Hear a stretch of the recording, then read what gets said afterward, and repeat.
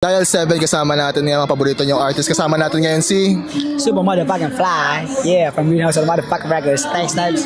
sobrang balagbag ngayon ni Bricks na Puff Me Up. Number ano na ngayon? Alam ko number 2 pero yung lyrics video nag-number 1 yun.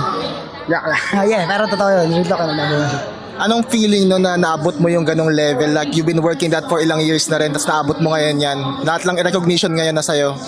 Siguro yung non-stop work, 4 years. Kaya marapat lang yun para magsaya ako. Hindi para magyabang, mag-celebrate, magsaya. Pakita kung ano yung kaya ko pang gawin at kaya ko pang ipakita sa susunod na mga game. Kaya sobrang na-overwhelm ako dahil maganda yung pasok tsaka pagtanggap nila sa album ko. Kaya madami silang abangan. Actually, 1 out of 13 music videos pa yung kailangan, ay natatapos ko. So marami sila kailangan. Sobrang balagbag ng GHR ngayon. Ano ba ang sikreto, Bricks? From the word itself, balagbag. Kailangan mo lagi maging balagbag, you know?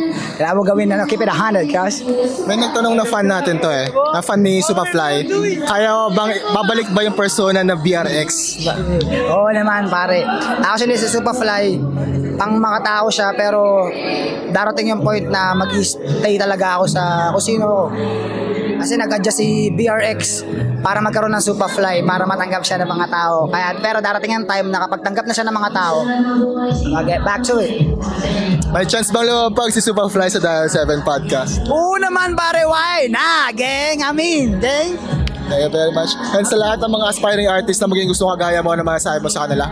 Katulad ng sinasabi ko palagi, keep doing your thing, boy. Isa sa akin ako, nagsi-self-park na ngayon.